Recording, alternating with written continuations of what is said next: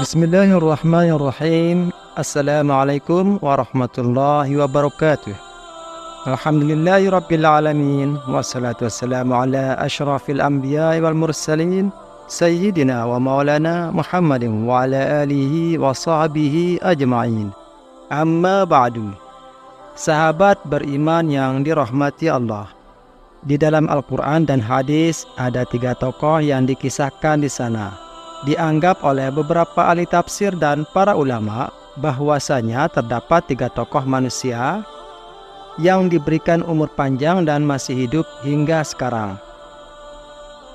Adapun 3 orang tokoh yang kami maksudkan di sini, yaitu ada 2 dari golongan orang kafir dan satunya lagi berasal dari golongan orang soleh. Untuk itu, simak informasi berikut ini hingga akhir agar tak gagal faham, di mana kita akan mencoba menelaah apakah benar ketiga orang tersebut masih hidup hingga sekarang. Oleh sebab itu, di video kali ini kita akan membahas tentang ketiga manusia misterius yang disebutkan dalam Al-Quran dan hadis. Tokoh yang pertama ialah Nabi Khidir alaihissalam. Nama asli dari Nabi Khidir alaihissalam ialah Balya bin Malkan. Makna Khidir sendiri artinya seseorang yang hijau, atau makna lainnya ialah subur. Maka apabila ada padang yang gersang saat Nabi Khidir melewati padang tersebut, tiba-tiba atas izin Allah dari bekas pijakan kakinya akan tumbuh rumput yang hijau, yang mulanya padang gersang secara tiba-tiba berubah menjadi hutan yang sangat subur. Nabi Khidir hidup sezaman bersama dengan Nabi Musa alaihissalam. Ayahnya Nabi Khidir ini ialah seorang dari raja dari Bani Israel. Jadi artinya Nabi Khidirlah pangeran yang suatu hari akan menggantikan ayahnya menjadi seorang raja. Tapi Balya atau Khidir ini pergi meninggalkan kerajaan untuk bisa fokus hanya beribadah kepada Allah Subhanahu wa Ta'ala semata. Terdapat 2 pendapat dari para ulama bahwa Khidir ini ada yang menyebutkan ia adalah seorang nabi, namun ada juga mengatakan bahwa beliau adalah waliullah. Yang berpendapat Khidir ialah seorang nabi Allah, sebab ia memiliki mukjizat yang sudah kita sebutkan tadi, di mana bisa tumbuh rumput dan tanaman yang subur, dimanapun kakinya dipijak. Sahabat beriman yang dirahmati Allah, masih menjadi sebuah perbincangan para ulama, dan ada beberapa pendapat juga mengemukakan bahwa sampai hari ini Nabi Khidir masih hidup, sebab tidak dijelaskan mengenai kematiannya dan bagaimana beliau wafat. Nabi Khidir membawa di tengah-tengah masyarakat, dan ada juga yang mengatakan bahwa Nabi Khidir bisa ditemukan hanya oleh orang-orang tertentu saja di tepi pantai atau laut. Wallahu a'lam, apakah pendapat ini benar atau tidak? Kabar tersebut masih menjadi satu misteri hingga saat ini. Tapi bila kita lihat di Al-Quran di surah Al-Anbiya ayat 34, dan kami tidak menjadikan hidup abadi bagi seorang manusia sebelum engkau Muhammad, maka jika engkau wafat, apakah mereka akan kekal? Artinya mustahil jika Nabi Khidir masih hidup. Dan di surah Al-Imran ayat 185, setiap yang bernyawa akan merasakan mati, dan hanya pada hari kiamat sajalah diberikan dengan sempurna balasanmu. Barang siapa dijauhkan dari neraka dan dimasukkan ke dalam surga, sungguh dia memperoleh kemenangan. Kehidupan dunia hanyalah kesenangan yang memperdaya. Kedua ayat ini menjelaskan bahwasanya tak ada manusia yang kekal. Kalaupun Nabi Khidir masih hidup saat di zaman Rasul, tentunya Khidir tak akan tinggal diam saat Rasul menerima hinaan dan cacian oleh kaum kafirin atau jahiliyah. Pasti ia akan mendatangi Rasul dan berperang bersamanya, sebab Rasulullah Sallallahu Alaihi Wasallam ialah Nabi bagi seluruh umat manusia dan sekalian alam. Ulama Hasan Al-Basri berpendapat bahwa Nabi Khidir sudah wafat, sebab tak ada satu hadis yang menyatakan bahwa Khidir masih hidup hingga saat ini. Termasuk Imam Bukhari saat ditanya tentang Nabi Khidir dan Nabi Ilyas perihal keduanya yang masih hidup. Maka Imam Bukhari memfatwakan bahwasanya keduanya telah wafat. Kecuali Al-Imran At-Tabari yang menukilkan pendapat dari sebagian ulama, di mana ia berpendapat bahwa Khidir masih hidup dan diyakini oleh orang sufi. Wallahu a'lam. Hanya Allah yang mengetahuinya, tapi pendapat yang lebih kuat bahwasanya Nabi Khidir itu sudah wafat. Yang kedua, Samiri. Samiri memiliki nama asli Musa bin Ja'far. Dia adalah seorang tokoh dari golongan kaum munafikin yang mengajak orang-orang kepada kemusyrikan. Namanya disebutkan 3 kali di surat At-Taha yang hidup di zaman Nabi Musa alaihissalam. Dikisahkan bahwa ia membuat satu kegaduhan saat Nabi Musa alaihissalam pergi untuk bermunajat kepada Allah Subhanahu wa taala selama 40 hari. Tiba-tiba Samiri membuat patung anak sapi yang bisa bersuara.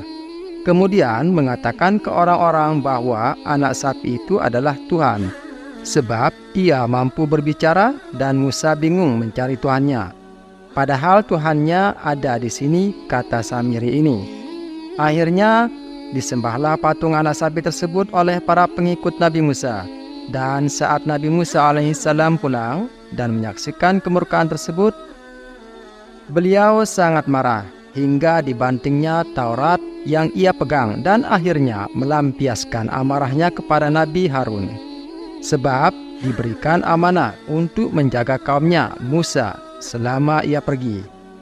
Maka ditariklah janggutnya Nabi Harun oleh Musa dan Nabi Harun berkata, "Ya Musa, aku sudah berupaya untuk mengingatkan mereka, tapi mereka berani kepadaku dan mengancam untuk membunuhku. Dan aku berbeda dengan dirimu yang kuat dan ditakuti." Akhirnya Nabi Musa alaihissalam memanggil Samiri, lalu ditanyalah dengan lembut oleh Musa, "Wahai Samiri, apakah yang membuatmu melakukan penyesatan kepada kaumku?" Maka dijawab oleh Samiri, "Itu semua sebab hawa nafsuku." Maka Nabi Musa pun menjawab, "Maka pergilah kamu, wahai Samiri, tinggalkan kami di sini, dan kamu tak akan mungkin mendekati manusia, dan manusia tak akan mungkin mendekat kepada dirimu lagi." Setelah diusir oleh Nabi Musa, Samiri pergi dan tak diketahui kabarnya, sebab tidak jelas kemana Samiri ini pergi. Ada yang mengatakan bahwa ia pergi bersembunyi di segitiga Bermuda, lalu akan muncul di akhir zaman sebagai Dajjal. Tapi tentunya pendapat itu menyelisihi hadis Rasul bahwa Dajjal akan muncul dari Khurasan dan bukan dari segitiga Bermuda. Jadi bisa disimpulkan bahwa Samiri dan Dajjal ialah orang yang berbeda. Mungkin banyak kita tahu ada beberapa orang yang sering mengaitkan bahwa Samiri itu ialah Dajjal. Mengapa dikatakan Dajjal? Yang pertama, Samiri ini memiliki kemampuan melihat malaikat Jibril, sehingga bisa mengambil tanah bekas telapak kaki Jibril saat peristiwa terbelahnya Laut Merah oleh Nabi Musa alaihissalam. Padahal Samiri ini bukanlah seorang nabi. Kenapa bisa melihat malaikat kalau bukan Dajjal? Tidak mungkin kalau Samiri ini bisa melihat malaikat. Selain dari golongan nabi bisa melihat malaikat, tak mesti juga lantas kita katakan bahwa ia adalah Dajjal.